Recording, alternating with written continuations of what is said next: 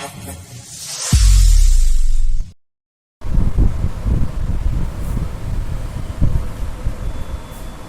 साथियों, स्वागत है आप सभी का कैरेटिस क्लासेस के यूट्यूब चैनल पर।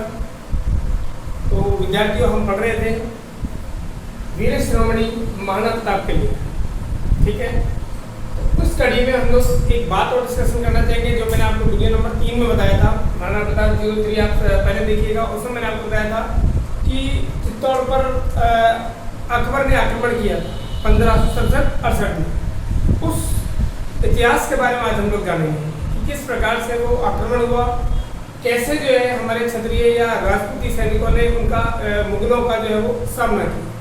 आज का जो वीडियो है बहुत ही इम्पोर्टेंट है, और आज हम लोग एक ऐसे वीर योद्धा के बारे में और पढ़ रहे हैं जिनके बारे में अधिकांश से आपने इतिहास में नहीं सुना होगा या नाम नहीं सुना होगा, लेकिन वो बहुत ही वीर और शौर्य और पराक्रम के प्रतीक रहे हैं। कल्लाजी राठौड़। हम लोग बात यहीं से स्टार्ट करते हैं। कल्लाजी राठौड़ जो है, इनका जन्म मेड़ता, राजस्थान जो राज्य है उसके मेड़ता नामक जगह पर हुआ। इनके पिताजी जो हैं श्री अचल सिंह जी, जो कि सामियाना जागीर के राव हैं। बचपन में ही कल्लाजी जो राठौड़ हैं, इन्होंने खड़ग संचालन यानी कि तलवार चलाना, अश्वारोहण, घोड़े के ऊपर किस तरीके से उसको टैकल करना है, भाला संचालन, धनुर्विद्या, यानी कि सभी प्रकार के जो युद्ध में शस्त्र विद्या होती है, शस्त्र विद्या काम आती है, उनमें सभी प्रकार की शस्त्र विद्याओं में कल्लाजी राठौड़ जो है वो निपुण हो चुके थे बचपन में। इनके शौर्य और पराक्रम और वीरता की इतनी कहानियां थी कि मतलब बहुत ही जल्दी जो है एक तरीके से एक प्रसिद्ध जो है वो शासक, वीर या योद्धा के रूप में जाने लगे। शासक तो नहीं, वीर योद्धा के रूप में जाने लगे।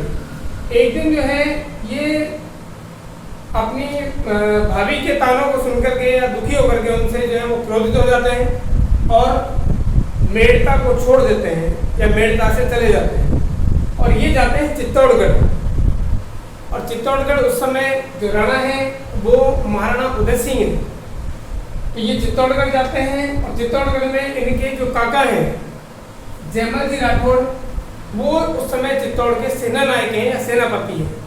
स्वयं जयमल जी राठौड़ और महाराणा उदय सिंह जी दोनों जो है कल्लाजी राठौड़ का स्वागत करते हैं, और इनके शौर्य और पराक्रम को देखते हुए उदय सिंह जी जो है इनको रानेला का जागीर जो है वो दे देते हैं, यानी कि इनको रानेला जो जागीर है उसका जागीरदार बना करके भेज देते हैं।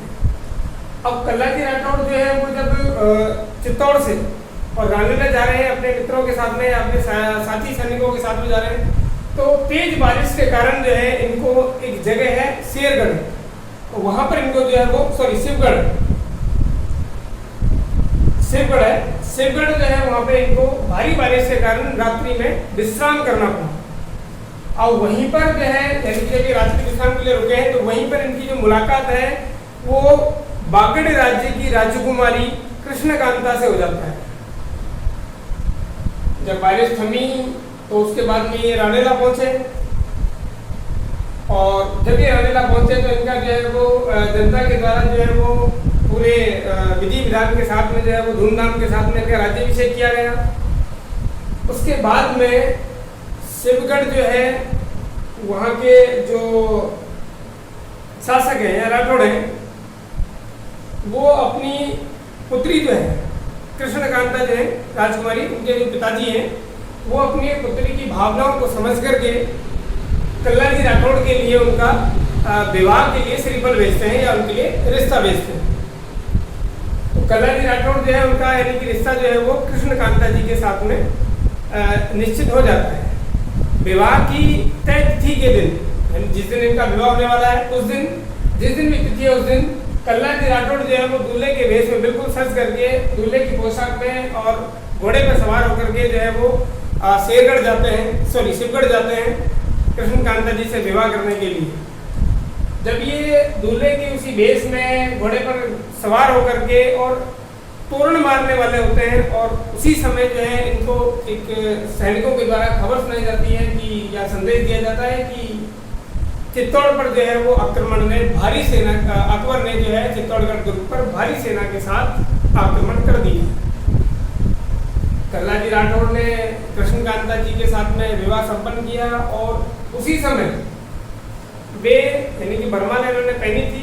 उसके बाद में ही कल्लाजी राठौड़ जो है वो चित्तौड़ के लिए रवाना हो गए और कृष्णकांता जी को यानी कि अपनी पत्नी को, जो धर्मपत्नी बनने वाली है, बन चुकी है, उनको जो है वो वचन दे करके जाते हैं कि मैं वापस लौट करके आऊँगा। देखिए कि अभी अभी विवाह संपन्न हुआ है, संपन्न भी नहीं हुआ, एक तरीके से चल रहा है, विधि विधान सारे भी पूर्ण नहीं हुए हैं, चल ही रहा है। और उसी समय एक संदेश आ जाता है कि आपको चलिए और युद्ध में जाना है या युद्ध करना है। और एक विशालकाय सेना के साथ अकबर लगभग 1 लाख की सेना के साथ में चित्तौड़गढ़ दुर्ग पर आक्रमण करने के लिए आए, बहुत भारी सेना लेकर के आए।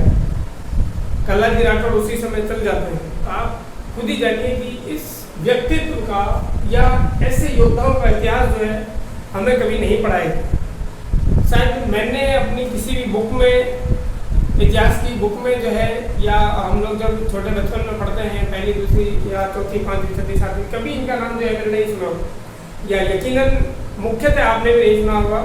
जो हिस्ट्री पॉलिटिकल के विद्यार्थी हैं उन्होंने आगे जाकर के पढ़ लिया होगा, लेकिन मुख्यतः जो है बचपन में किताबों में शायद मुझे लगता है कि नहीं पढ़ाया जाता है। लेकिन आप स्वयं देखिए कि एक ऐसा योद्धा जिसके भी शादी संपन्न हो रही है और एक संदेश प्राप्त होता है कि नहीं, आपको युद्ध के लिए जाना है, और बिना नाम पर जो है युद्ध के लिए रवाना हो जाते हैं। तो वाकई में आप उनके पराक्रम और शौर्य को या उनके त्याग जो या समर्पण है उनको देख सकते हैं कि उनमें कितना जो है समर्पण का भाव है या त्याग का भाव है अपने देश के लिए या अपने राष्ट्र की रक्षा के लिए, कितना इनके अंदर जुनून रहा होगा। तो वास्तव में हमें ऐसे महापुरुषों को पढ़ने की आवश्यकता है। कल्लाजी राठौड़ जैसे महापुरुषों को याद करने की आवश्यकता है या उनको पढ़ने की आवश्यकता है। अपने जो साथी है या अपने आगामी पीढ़ी है उनको बताने की आवश्यकता है कि ऐसे भी हमारे वीर योद्धा बहुत हुए हैं जिनको इतिहास में अभी जगह नहीं मिली है या जिनको नहीं पढ़ाया जाता। तो कल्लाजी राठौड़ जो है वहाँ से शिवगढ़ से रवाना होते हैं और सीधे चित्तौड़ पहुँचते हैं। चित्तौड़गढ़ दुर्ग में उनके जो काका हैं जयमल जी राठौड़ उनका स्वागत करते हैं और वो प्रसन्न होते हैं कि कल्लाजी राठौड़ जो है स्वयं की शादी में से उठ करके और हमारे साथ युद्ध में लड़ने के लिए या शामिल होने के लिए आ गए। जब देश पर, राष्ट्र पर और संकट आया है तो अपनी स्वयं की जो पर्सनली या व्यक्तिगत जो खुशियां हैं उनको त्याग करके राष्ट्र के लिए बलिदान होने के लिए आ चुके। तो उससे प्रसन्न हुए उनके काका जी और जयमल जी राठौड़ ने उनको जो है कल्लाजी राठौड़ को चित्तौड़गढ़ दुर्ग की रक्षा के लिए तैनात कर दिया है, अपने साथ में तैनात कर दिया। अकबर भारी सेना के साथ में जो है वो चित्तौड़गढ़ दुर्ग के चारों ओर से घेर लिया है। मैं बार बार कह रहा हूँ कि 1 लाख के समथिंग या की सेना उसके पास में है। भारी उसके पास में हथियार है, हाथियों की विकट सेना है उसके पास में। अब जयमल जी जो राठौड़ है इनके बारे में अगर हम लोग बात करें तो ये मेड़ता के राजा हैं और फत्ता चुंडावत जी जो है ये आमेट के मुख्य सामंत हैं आमेट के। और वहीं जयमल जी जो राठौड़ है ये मेड़ता के राजा हैं और ये जो है वो चित्तौड़गढ़ दुर्ग की रक्षा करें। इनके साथ और भी हैं ईश्वर दास जी और बहुत भी अनेक सेनानायक और सेनापति हैं। अब जयमल जी जो राठौड़ है ये मेड़ता के राजा हैं, लेकिन 1562 में अकबर जो है इनसे मेड़ता छीन लेता है। यानी कि युद्ध के दौरान जो है वो अकबर 1562 में मेड़ता उनसे छीन लेता है और जयमल जी राठौड़ जो है इसी वजह से उनको जो है वो चित्तौड़गढ़ आना पड़ा और वहाँ पर उदय सिंह जी ने उनको चित्तौड़गढ़ का रक्षक या ये हम लोग सेनापति या सेनानायक बना दिया। अब अकबर जो है वो चित्तौड़गढ़ दुर्ग के चारों ओर बैठ चुका है या चित्तौड़गढ़ दुर्ग को घेर चुका है।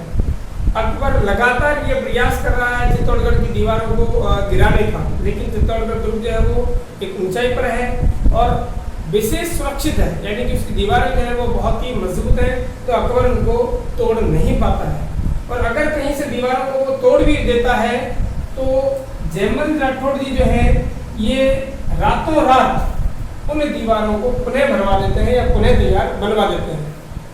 एक दिन ऐसे ही अकबर ने जब चित्तौड़गढ़ की दीवार तोड़ी है उसको जो है जयमल राठौड़ जी रात को जो है वो बनवा रहे हैं, पुनः उसको जो है वो खड़ी कर रहे हैं। तो उस समय अकबर की संग्राम नामक बंदूक से वो गोली चलाते हैं, निशाना लगाते हैं और वो गोली या बंदूक से जो है वो गोली जयमल जी राठौर जी के पैर पर लग जाती है या उनकी जांघ पर लग जाती है, जिससे वो घायल हो जाते हैं। तो जयमल जी राठौर को गोली लगी है, किससे लगी? आप कॉम्पिटिटिव एग्जाम्स के लिए बहुत जरूरी है कि संग्राम नामक बंदूक से लगी। अकबर की संग्राम नामक बंदूक से जो है उनको गोली लगी थी और जयमल जी राठौर जो है वो क्या है, घायल हो चुके। कहते हैं कि अकबर जो है यहाँ पे चित्तौड़गढ़ दुर्ग के बाहर जो है कम से कम नहीं तो 8 महीने रुका था। अब 8 महीने जब रुका है तो ये आप भी समझ सकते हैं कि जो राशन पानी है चित्तौड़ में, एक भारी जनसंख्या या एक जो पूरा चित्तौड़गढ़ की जो जन समूह है वो इकट्ठा हो रखा है। सभी किसान, सभी वर्ग जो है वो चित्तौड़गढ़ दर में अपने आप को सुरक्षित है। तो 8 महीने, लेकिन अगर अपन देखें तो 8 महीने में एक राशन पानी जो है वो खत्म होने लगता है और दीवारें भी जो है वो अकबर धीरे धीरे तोड़ता जा रहा है। यानी कि एक युद्ध करने के अलावा और कोई भी रास्ता सेनापतियों के सामने नहीं है। एक ही रास्ता बचा है कि अब अकबर के साथ में जो है वो युद्ध करना ही होगा। तो 24 फरवरी 1568 का दिन, इतिहास में आप देखोगे कि 24 फरवरी और 1568, 24 फरवरी 1568 को ये तय होता है कि अकबर की मुगल सेना जो है वो बहुत ही जल्दी चित्तौड़ में प्रवेश कर जाएगी या चित्तौड़गढ़ जो दुर्ग है उसकी दीवारों को तोड़ करके या लांघ करके प्रवेश कर जाएगी। जबकि चित्तौड़गढ़ दुर्ग में एक जन समूह है, रानियां हैं या वहाँ पे जो है वो महारानियां हैं या और भी महिलाएं हैं, बाल बच्चे हैं, उनकी रक्षा किस प्रकार से की जाए। तो इस स्थिति में चित्तौड़ का तीसरा साका संपन्न होता है। याद रखिएगा, चित्तौड़ का तीसरा साका आप समझते हैं कि इसमें जौहर प्लस केसरिया होता है।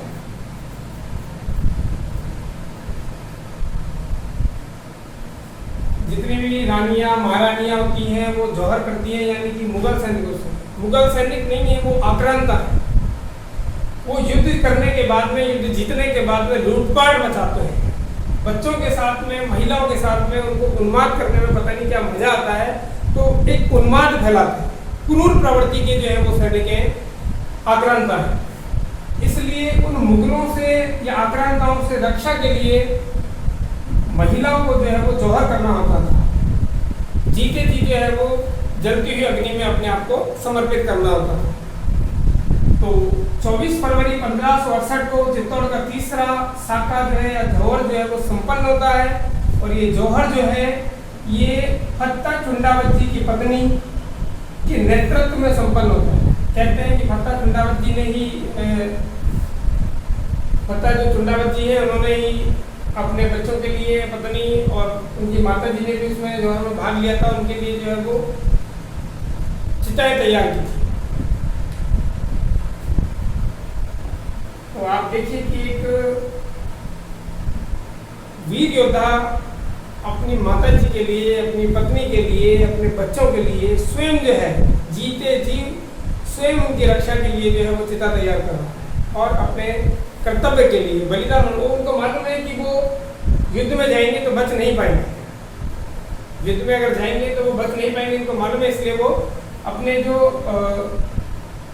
महिलाएं हैं, घर की परिवार की बहन बेटी हैं, उनकी रक्षा के लिए जो है वो जौहर की तैयारी स्वयं करते हैं। और बहुत अच्छी जो है वो किसी कवि ने कहा है कि नाना गीगा गीगली जामण कामण गे भड़ वाल्या निज हाथ सु कर्तव्य ऊंचों ने। कर्तव्य को ऊंचा रखने के लिए, अपने जो कर्म निष्ठा है उसकी पूर्ति करने के लिए, कर्तव्य का पालन करने के लिए निज हाथों से, अपने खुद के हाथों से नाना गीगा गीगली अपने बाल बच्चों को, पत्नी को या माता जी को जो है वो खुद अपने हाथ से जो है वो उसकी जो है वो देह तैयार कर रहा है कि कर्तव्य ऊंचा रहे। व्यक्तिगत खुशियाँ अलग हैं, व्यक्तिगत जो एक खुशियाँ हैं या व्यक्तिगत अपने जो मामले हैं वो अलग हैं, लेकिन राष्ट्र का मामला, देश का मामला अलग है। मुझे जाना है युद्ध के लिए तो ये नहीं सोच रहा है कि मेरा परिवार है कि क्या है, नहीं, स्वयं उनके लिए एक देह तैयार कर रहा है या अग्नि या जौहर की तैयारी कर रहा है। कैसे एक वीर योद्धा हुए हैं, आप खुद स्वयं अपने इतिहास में देख सकते हैं कि उनके लिए राष्ट्र पहले है, देश पहले है, व्यक्तिगत खुशियां नहीं। इसी कड़ी में एक कहानी कुछ और है कि जब अकबर जो है वो चित्तौड़गढ़ दुर्ग के बाहर बैठा है और जब उसको पता लगता है कि चित्तौड़ की रक्षा जो है वो जयमल राठौड़ जी कर रहे हैं, या चित्तौड़गढ़ दुर्ग के जो मुख्य सेनापति है, सेना नायक है, वो जयमल जी राठौड़ है, उदय सिंह जी चित्तौड़गढ़ दुर्ग में नहीं है। तो अकबर समझता है कि मतलब खुद मालिक तो है नहीं, तो चित्तौड़गढ़ लेना जो है वो सेनापतियों से लेना आसान है, क्योंकि अभी तो कोई दूसरा उसकी रक्षा कर रहा है। तो अकबर जो है जब उसको पता लगा कि जयमल जी राठौड़ चित्तौड़गढ़ की रक्षा कर रहे हैं, तो वो जयमल जी को जो है वो प्रस्ताव भेजता है कि मैं आपको आपका मेड़ता, आपकी जो पैतृक जागीर है वो मैं आपको वापस कर देता हूँ, आप मुझे चित्तौड़गढ़ दे दो। चित्तौड़गढ़ आपका नहीं है, उदय सिंह जी का है, उदय सिंह जी नहीं है, वो चले गए हैं, आपको सौंप करके दे करके गए हैं कि आप रक्षा करिए। आप कह देना कि आपसे रक्षा नहीं हुई तो ये चित्तौड़ आप मुझे दे दीजिए और मैं आपको मेड़ता का पुनः राजा घोषित कर देता हूँ। लेकिन जयमल राठौड़ जी का उत्तर सुनिएगा, जयमल राठौड़ जी का उत्तर सुनिएगा कि है गण मारो मैं धनी, है गण मारो मैं ही धनी, असुर फिरे कि मैं आण, ये गण मेरा है और मैं ही इसका धनी हूँ, दुश्मन इसमें प्रवेश नहीं कर सकता है।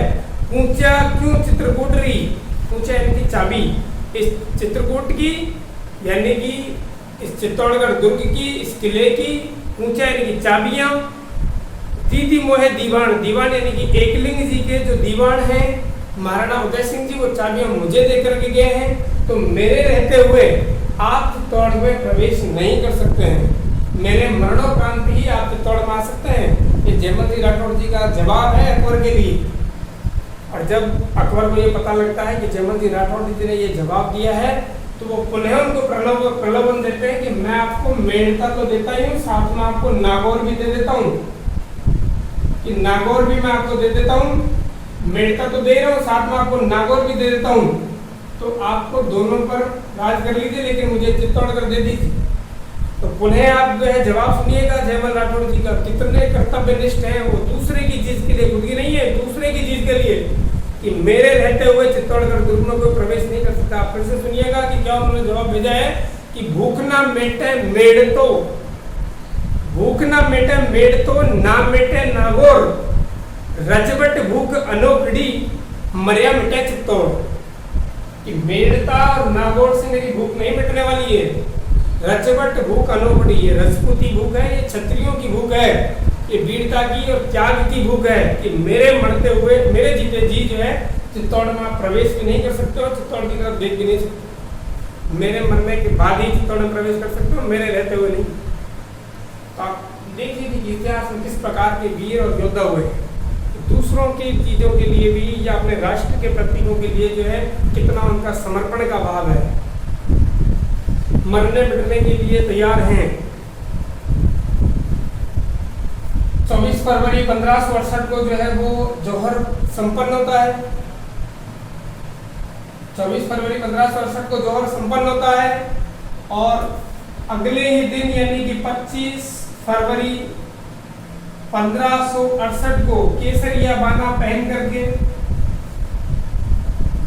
अमृतपान का सेवन करके, रामायण का पाठ सुन करके, और पूरी जो क्षत्रिय सेना है, राजपूती जो सेना है, वो चित्तौड़ के मुख्य द्वार को खोल करके और मुगलों की सेना पर टूट पड़ती है और इस प्रकार से युद्ध करती है कि युद्ध से पहले का मैं आपको एक संदर्भ बता देता हूँ और एक आपको कहानी बताता हूँ कि जयमल जी राठौड़ जी आपको पता है कि घायल है, तो 25 फरवरी को युद्ध करने की इनकी इच्छा है, लेकिन पैर में गोली लगी है, घायल है, तो युद्ध करने के लिए समर्थ नहीं है और दुखी है कि आप सब लड़ोगे, बाकी सैनिक लड़ेंगे, लेकिन मैं नहीं लड़ पाऊंगा क्योंकि मेरे पैर में गोली लगी है, मैं घायल हूँ। उस बात से दुखी है कि मैं युद्ध करने नहीं जा सकता।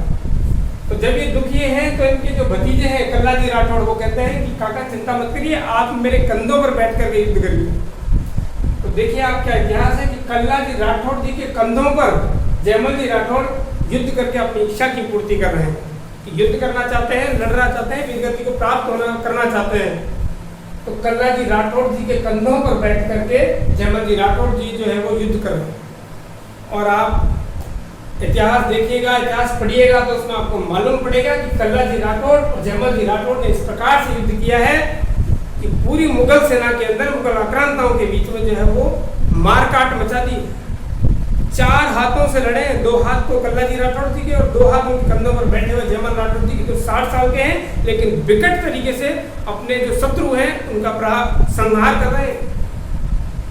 8000 की क्षत्रिय सेना या राजपूती सेना ने और मुगलों की लगभग 50,000 की सेना का कत्लेआम मचा दिया। इस प्रकार से युद्ध लड़ा 8000 क्षत्रियों ने, राजपूतों ने। तो ये मेवाड़ का आप इतिहास देखिए कि 1568 में 25 फरवरी 1568 के दिन कितना भीषण युद्ध हुआ है।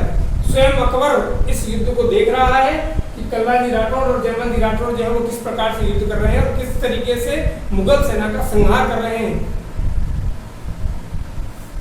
और कहते हैं कि उस समय अकबर जब ये सब देख रहा है तो लगातार जब कल्ला जी राठौड़ जयमल जी राठौड़ मुगलों को कत्लेआम मचा रहे हैं, तो जयमल जी जो राठौड़ है वहीं युद्ध करते हुए चित्तौड़गढ़ दुर्ग के हनुमान पोल और भैरव पोल के बीच में वीरगति को प्राप्त हो जाते हैं।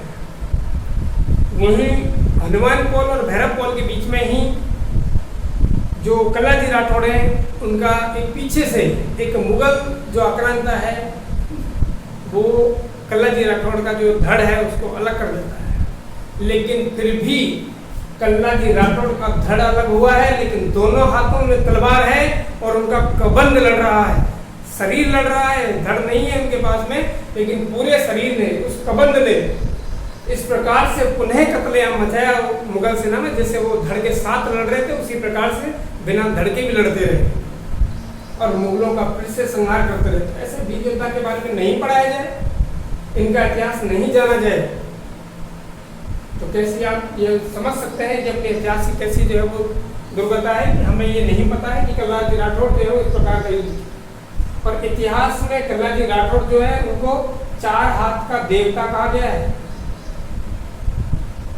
4 हाथ के देवता के रूप में इनको जाना जाता है। आपकी यूपीएससी आरपीएससी की एग्जाम्स के लिए इंपॉर्टेंट क्वेश्चन है यार, तो आप चाहें तो जानकारी के रूप में या आप चाहें तो किसी भी एग्जाम की तैयारी के रूप में हमारा वीडियो अवश्य देखें।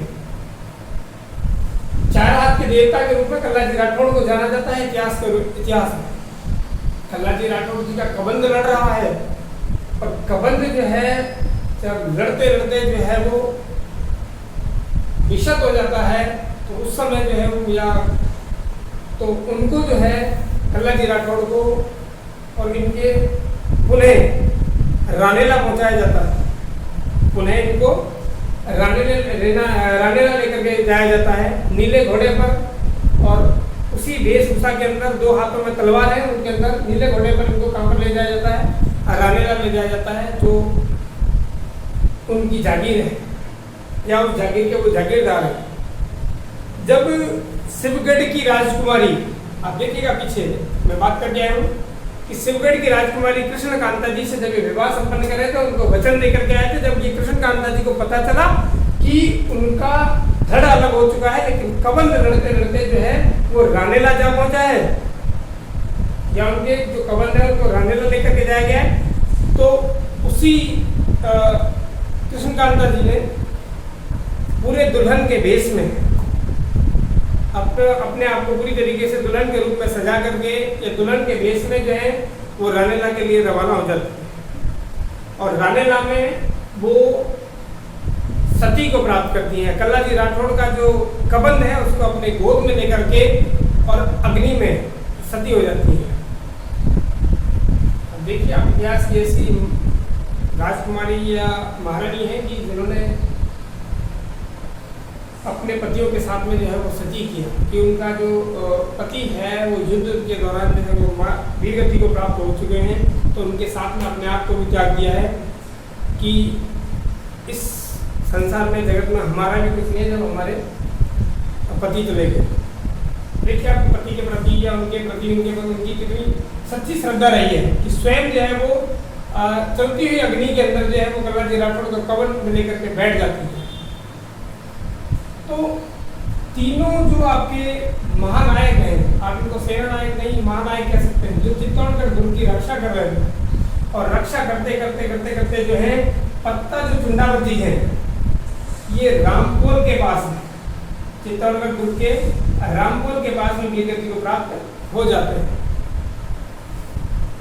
और भी सभी क्षत्रिय 8,000 की जो क्षत्रिय सेना है उन्होंने मुगल सेना से युद्ध तो पराजित हुए, लेकिन इस प्रकार से कत्लेआम मचाया मुगल सेना का कि अकबर स्वयं देखता रह गया और अचंभित हो गया कि 8,000 की सेना इतना भीषण युद्ध कर सकती है। अकबर ने चित्तौड़गढ़ दुर्ग पर जो है वो कब्जा जमा लिया 1568 के अंदर और चित्तौड़गढ़ दुर्ग में 30,000 के जन समूह, तो वहां की जनता थी, किसान थे जिनका युद्ध से कोई लेना देना नहीं है, 30,000 की जनता को और कत्लेआम मचा दिया, कत्लेआम मचा दिया था, यानी 30,000 के जन समूह को और कटवा दिया था, जिंदा कटवा दिया था और दीवारें चुनवा दी थी। तो आप ऐसे मुगल आक्रांता को और महान बता सकते हैं, तो मुझे नहीं लगता है कि ये महान शासक है जो 30,000 की जन समूह को या जनता को जो है वो जीवित मरवा देता है। तो मुझे नहीं लगता कि ऐसे शासकों या ऐसे आक्रांतों को जो है वो महान बताया जा सकता है। आपको बताया जाता है कि अकबर महान है, लेकिन आप स्वयं निर्धारित कीजिए या खुद डिसाइड कीजिए कि क्या अकबर महान है। आप इनको महान मानिए, ये है आपके लिए महान, ये नहीं। तो वो इतिहास जो है वो छोड़ने की कोशिश करिए और उसको जानने की कोशिश करिए जो सच है। ये है आपका कंप्लीट 1568 में जो चित्तौड़ का तीसरा साका होगा। यकीनन आपको वीडियो पसंद आया होगा। हमारे वीडियो को ज़्यादा से ज़्यादा शेयर करें अपने मित्रों के साथ में और हमारे चैनल को सब्सक्राइब करें। आप सभी का बहुत बहुत धन्यवाद वीडियो देखने के लिए। आगे वाले वीडियो में हम लोग चर्चा करेंगे महाराणा प्रताप 05 नेक्स्ट वीडियो। नमस्कार, जय हिंद, जय भारत।